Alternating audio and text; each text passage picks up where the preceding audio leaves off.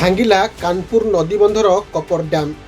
ଡ୍ୟାମ୍ର ଏକ ପାର୍ଶ୍ୱରେ ଥିବା ମାଟିବନ୍ଧ ଭାଙ୍ଗିଯିବାରୁ ତଳିଆ ଅଞ୍ଚଳକୁ ବନ୍ୟାଜଳ ପ୍ରବାହିତ ହୋଇଛି, ଯାହାଫଳରେ ଡ୍ୟାମ୍ ଆଖପାଖର ଗ୍ରାମଗୁଡ଼ିକୁ ସତର୍କ ରହିବାକୁ ପ୍ରଶାସନ ପକ୍ଷରୁ ପରାମର୍ଶ ଦିଆଯାଇଛି।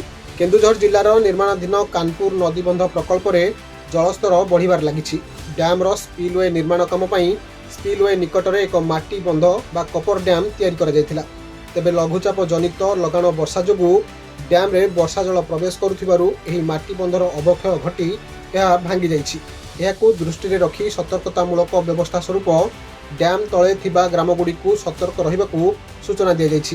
ଡ୍ୟାମ୍ର ସ୍ଥିତି ପରଖିବା ପାଇଁ ଚମ୍ପୁଆ ଉପଜିଲ୍ଲାପାଳ, ବଡ଼ବିଲ ତହସିଲଦାର ଡ୍ୟାମ୍ କର୍ତ୍ତୃପକ୍ଷଙ୍କ ସହିତ ଡ୍ୟାମ୍ ପରିଦର୍ଶନ କରି ସ୍ଥିତି ପରଖିଛନ୍ତି।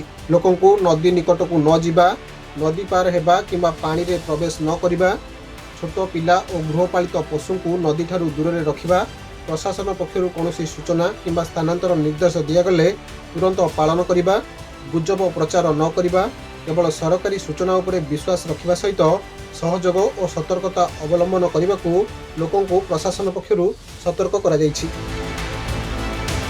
କେନ୍ଦୁଝରରୁ ମନୋଜ ଘିସିଙ୍କ ରିପୋର୍ଟ, ଖବର ଓଡ଼ିଶା।